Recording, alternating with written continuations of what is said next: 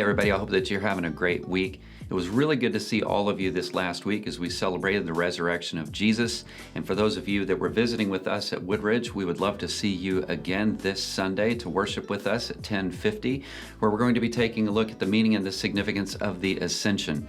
We would love to have you, and we would love to have your friends come and be a part of what we're doing. As I go through the Word, and I think of these great figures, and as I read the Bible, these characters, they all seem to resonate with me in different ways. And I always try to be a little bit careful on how I connect myself with them. I think with Peter can be angry, he can be lacking self-control, he can be quick to speak, he can basically be a lot of things that aren't that great. He can also be tremendously powerful in the faith. One of the characters that I've been studying is Paul, and I've been reading 1st and 2nd Corinthians, and there's some ways that I think that I've really connected to him as well. I want to be careful when I say that because, here we are a couple of thousand years later reading his letters. I'm pretty convinced in a couple of thousand years nobody's going to be watching a sermon that I've done or reading anything that I've ever written. I feel very confident in that. But here's the way that I think that he and I are similar, is when you look at him, he had a great love for God. He had the same kind of love for God when he came to Jesus as he did before. And what I mean by that is he was just a person of zeal. On the one hand, he's killing Christians, and he did it with great zeal. And then he converts to Christianity, and he goes all in. But he also was a little bit of a mess. And what I mean by that is there were just ways that he had a hard time in his spiritual life in moving. He even admits this.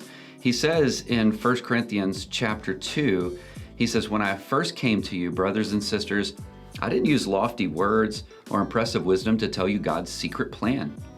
For I decided that while I was with you, I would forget everything except Jesus Christ, the one who was crucified.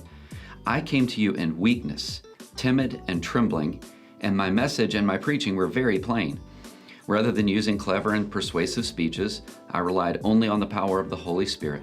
And I did this so that you would not trust in human wisdom, but so that you would trust in the power of God." That's a pretty good way to go, and especially when you want God to get the credit for what's happening, because at the end of the day, we want God to be the one to get the glory for everything that happens. On the one hand, you might say, "Oh, I think the guy's just kind of having a shy moment."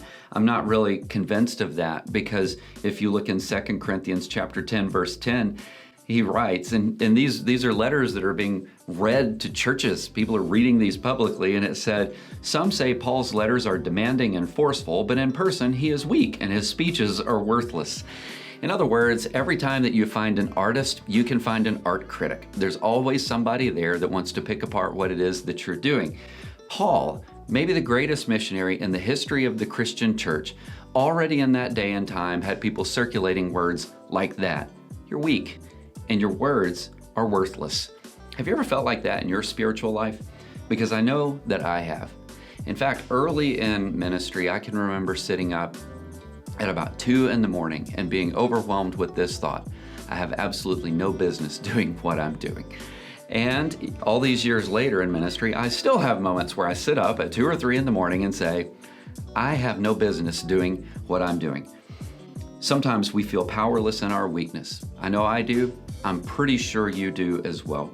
But maybe what we can do is follow Paul's example. Something that I would like for you to consider this week is to embrace the weakness and to put your trust in the Holy Spirit. Paul said that's a great place to go. I hope that you find these words encouraging. I hope that you have a great week, and I hope that we get to see you on Sunday. God bless, my friends.